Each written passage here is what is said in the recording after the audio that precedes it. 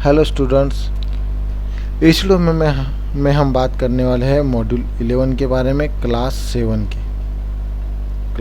के मॉड्यूल 11 के बारे में हम बात करने वाले हैं, जो कि है आपका लाइंस एंड एंगल्स। तो इसमें हम क्या सीखने वाले हैं, मैं एक बार आपको शॉर्ट में बता देता हूँ कि लाइंस के बारे में सीखेंगे, इंटरसेक्टिंग लाइन, पैरेलल लाइंस और एंगल्स जो फॉर्म होते हैं वो कैसे फॉर्म होते हैं और उनके बारे में सीखना है। तो चलिए देखते हैं आगे हम। तो आप सभी को यहाँ पर स्क्रीन पर लाइन ए बी दिख रही है। क्या आप मुझे बता सकते हैं कि लाइन ए बी के अलावा यहाँ पर कितनी लाइंस पॉसिबल है? अगर हम सोचे तो infinite lines, there are number of lines can be drawn on this screen. वैसे ही आपके बोर्ड पर हम कितनी लाइन ड्रॉ कर सकते हैं? इन्फिनाइट लाइंस ड्रॉ कर सकते हैं, है ना। दो अलग कोई भी पॉइंट लेकर एक प्लेन पर या एक सरफेस पर इन्फिनाइट पॉइंट्स होते हैं। किसी दो पॉइंट को लेकर हमें लाइन ड्रॉ करनी है तो इन्फिनाइट लाइंस आएगी, इस तरीके से होगी, कोई इस तरीके से होगी, है कि नहीं।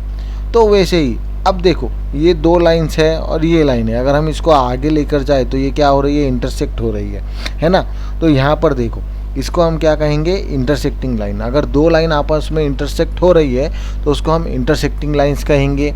अब ये दो लाइंस है दूसरे फिगर्स में, तो इस फिगर में देखो दोनों लाइन क्या हो रही है? कंटिन्यू आगे बढ़ रही है, लेकिन इंटरसेक्ट नहीं हो रही।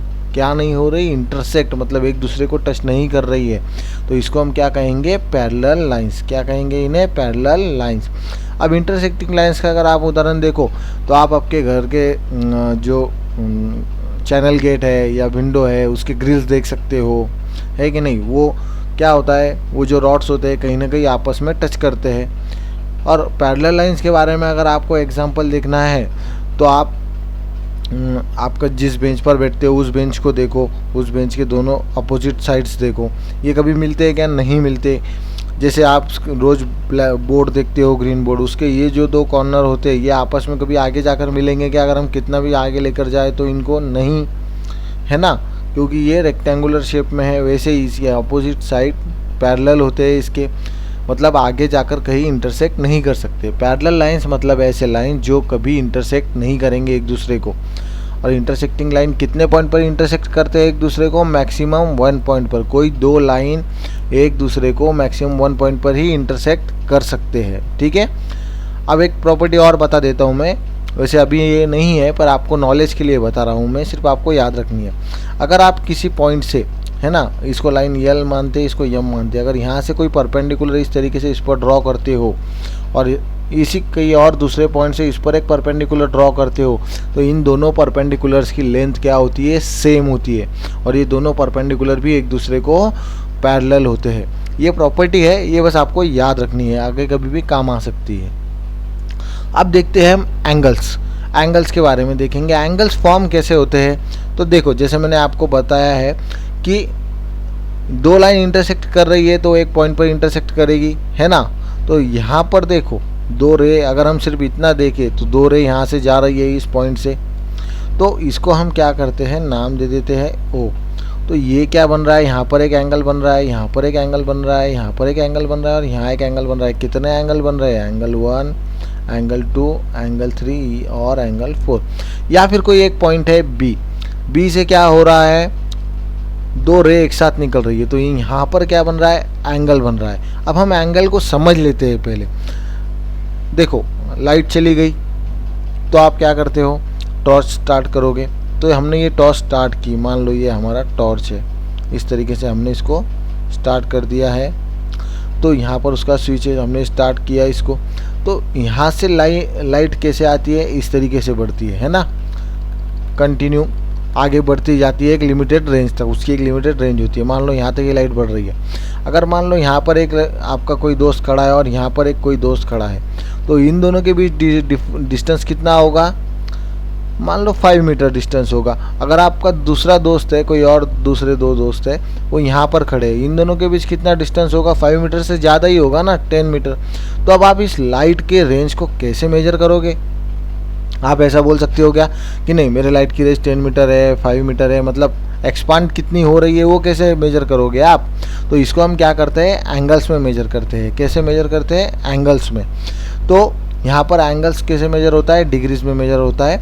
ये आपको प्रैक्टिकल ज्योमेट्री में है या फिर हम प्रोटेक्टर की मदद से आगे के इसको सीखेंगे, ठीक है।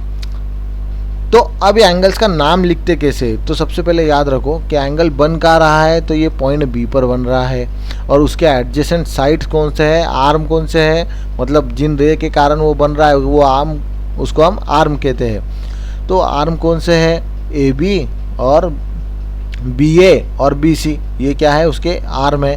तो इस आर्म पर का एक पॉइंट लो, फिर पॉइंट जहाँ पर एंगल बन रहा है वो लो और इस आर्म पर का एक पॉइंट लो। हम एंगल को 3 पॉइंट्स की मदद से डिनोट करते हैं। तो ये कौन सा एंगल हो गया, एंगल ए बी सी। अब दूसरा कोई एंगल इस तरीके से मैं ले रहा हूँ, तो यहाँ पर पॉइंट एक्स है, यहाँ पर वाई और यहाँ पर जेड है। तो एंगल कहाँ बन रहा है, वाई पर, तो वाई सेंटर में आएगा। एक साइड का पॉइंट लो एक्स वाई और फिर दूसरे साइड का पॉइंट जेड। समझ गए बच्चा। चलिए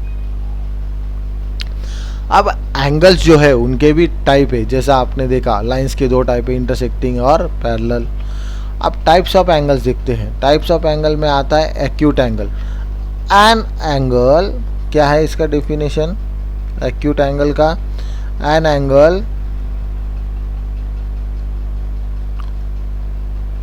angle having measure more than 0 degree and less than 90 degree is known as acute angle. तो देखो अगर आप इसको मेजर करो तो क्या होगा, इसका मेजर कम आएगा। कितना कम आएगा, 90 डिग्री से कम आएगा। अगर 90 डिग्री से ज़्यादा होगा तो इसको हम क्या कहेंगे, दूसरा एंगल है, वो टाइप हम आगे देखते हैं। तो इन दो के बीच ये जो मेजर आ रहा है ये 90 डिग्री से कम आएगा, तो ये हो गया एक्यूट एंगल। अब दूसरा है राइट एंगल।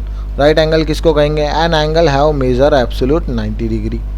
ऐसा एंगल जिसका मेजर बिल्कुल क्या होगा, 90 डिग्री। अब जो 90 डिग्री का एंगल होगा वहाँ पर हम इस तरीके का साइन देते हैं। देखो ये 90 डिग्री का साइन होता है। ऐसे 2 एंगल्स है, अगर इनके बीच ये साइन है तो आप समझ जाना कि ये 90 डिग्री का एंगल है। तो इसका मेजर एब्सोल्यूट 90 डिग्री होता है, न एक कम ज़्यादा, न एक कम, न एक ज़्यादा। ठीक है, चलिए अब देखते हैं obtuse angle. An angle have measure more than 90 degree and less than 180 degree.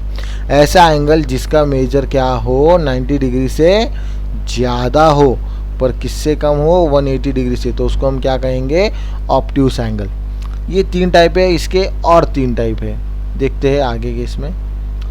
अब देखिए स्ट्रेट एंगल। स्ट्रेट एंगल मतलब क्या, an angle having measure absolute 180 degree. Straight angle मतलब एक स्ट्रेट लाइन पर जो एंगल बनता है उसको हम क्या कहते हैं, स्ट्रेट एंगल। तो इसका मेजर कितना होता है बेटा, पूरा 180 डिग्री होता है। तो देखो ये पॉइंट है, यहाँ पर एंगल बन रहा है, इधर एक रे जा रही है, इधर एक रे जा रही है। अगर हम इसको मेजर करेंगे तो कितना आएगा, 180 डिग्री।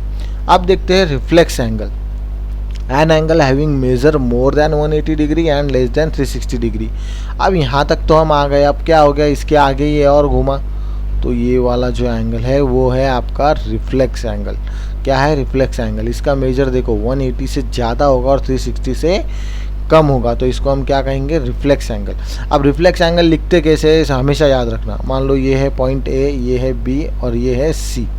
तो यहाँ पर एक दिक्कत होती है कि ये अंदर वाले एंगल को अगर आप नाम देना चाहो इस वाले को, तो आप क्या नाम दोगे, साइड वाले आर्म का एक पॉइंट जहाँ एंगल बन रहा है वो पॉइंट, और दूसरे साइड का दूसरे आर्म का एक पॉइंट। तो ये हो गया एंगल ए बी सी। अगर हम इसके बारे में बात करें तो इसके बारे में भी आप बोलोगे सर ये भी एंगल ए बी सी है। हाँ ये भी एंगल ए बी सी है, पर ये रिफ्लेक्स है, तो इसको हम लिखते कैसे है, रिफ्लेक्स, ऐसे reflex angle A B C. तो देखो जहाँ रिफ्लेक्स लिखा है मतलब आप ये बड़े वाले एंगल के बारे में बात कर रहे हो, और जहाँ सिर्फ ए बी सी लिखा होगा आप ये छोटे वाले एंगल के बारे में बात करोगे। समझ गए।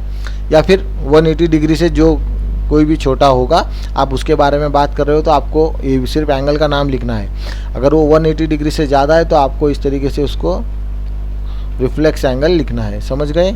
चलिए आपको देखते हैं कंप्लीट एंगल। कंप्लीट एंगल मतलब क्या कि ये पूरा एक रिवॉल्यूशन उसने कंप्लीट कर लिया, पूरा रोटेट कर लिया, यहाँ से घूमते हुए पूरा यहाँ तक आ गया, मतलब एक एब्सोल्यूट 360 डिग्री रोटेशन होता है। तो ये पूरा तो कंप्लीट एंगल होता है। इसका मेजर कितना होता है, एक्यूरेट 360 डिग्री। ओके चलिए अब आगे देखते हैं क्या आगे के पॉइंट्स हम। Identify angles in the figure. अब आपको एक फिगर दिया है, यहाँ पर कितने एंगल बन रहे हैं हमें वो लिखना है। तो सबसे पहले हम क्या करते हैं, बड़ा वाला ट्रायंगल देखते हैं, पहले उसके एंगल्स लिख लेंगे। देखो ये एंगल, बड़ा वाला एंगल ए, तो ये किसके साथ बन रहा है, इन दो ये दो आर्म है उसके, तो एंगल बी ए सी, इसका नाम हो जाएगा एंगल बी ए सी। अब एंगल बी देखो, ये वाला एंगल, तो इसके आर्म कौन सी है, ये एक आर्म है, ये एक आर्म है, तो इसका नाम क्या हो जाएगा, एंगल ए बी सी। अब कोई बच्चा बोलेगा सर मैं एंगल ए बी डी लिखूंगा, मुझे कोई परेशानी नहीं, आप इसको एंगल ए बी डी भी लिखो तो भी चलेगा, पर एंगल कौन सा रहेगा, वही रहेगा। क्योंकि देखो हमारा रूल क्या है कि आर्म पर का कोई एक पॉइंट लो, अगर आर्म का हम ये पॉइंट लेते हैं या ये पॉइंट लेते हैं तो एंगल चेंज होगा क्या, बिल्कुल नहीं चेंज होगा, वो एक ही आर्म है ना। ठीक है, अब देखते हैं बड़े ट्रायंगल का तीसरा एंगल, एंगल सी, तो इसको कैसे लिखेंगे, एंगल बी सी ए, ये वाली साइड पर बन रहा है और इस तरफ जा रहा है, इस तरफ उसका दूसरा आर्म जा रहा है। अब कोई बोलेगा सर मैं इसको एंगल डी सी ए लिखूँगा, मुझे कोई परेशानी नहीं।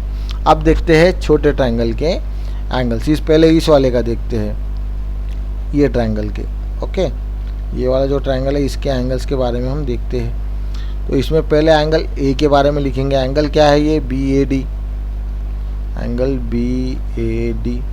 फिर दूसरा एंगल है ये वाला, ये लिख लेते हैं, एंगल ए डी बी। अब बी एंगल देखो आपने ऑलरेडी यहाँ पर लिख लिया है, ठीक है, एंगल ए बी डी और एंगल ए बी सी दोनों क्या है, एक ही एंगल है, सिर्फ ये आगे तक जा रहा है इसका आर्म, तो नाम अलग है लेकिन एंगल वो एक ही है, समझ गए। अब ये वाला एंगल देखते हैं हम, ट्रायंगल, सॉरी ये वाला ट्रायंगल देखते हैं। अब इसमें कितने एंगल बन रहे हैं वो देखते हैं। पहले तो ए पर बन रहा है तो इसका नाम क्या होगा, देखो C A D, angle C A D comma, अब ये डी पर जो बनेगा उसका नाम क्या होगा, angle A D C, angle A D C. ठीक है, ये हो गया एंगल ए डी सी। अब सी ऑलरेडी आपने लिख लिया है यहाँ पर, तो आपको डबल से लिखने की ज़रूरत नहीं है, समझ गए। तो ये फिगर निकालिए और ये एंगल जो है आप लिख लीजिए आंसर में। ठीक है, यहाँ पे आपका ये जो मॉड्यूल है ये ख़त्म होता है। इसमें आपको सिर्फ एंगल्स के बारे में बताया गया था, बाकी इसमें आपको ज़्यादा इन्फॉर्मेशन नहीं है। और जो lines and parallel lines and intersect transversal से जो एंगल बनते हैं, करस्पॉन्डिंग एंगल, वो ऑलरेडी मैंने एक वीडियो में बनाया है, तो आप उसको देख सकते हो। Thank you so much students, ऐसे ही आपका सपोर्ट रखिए। Thank you so much.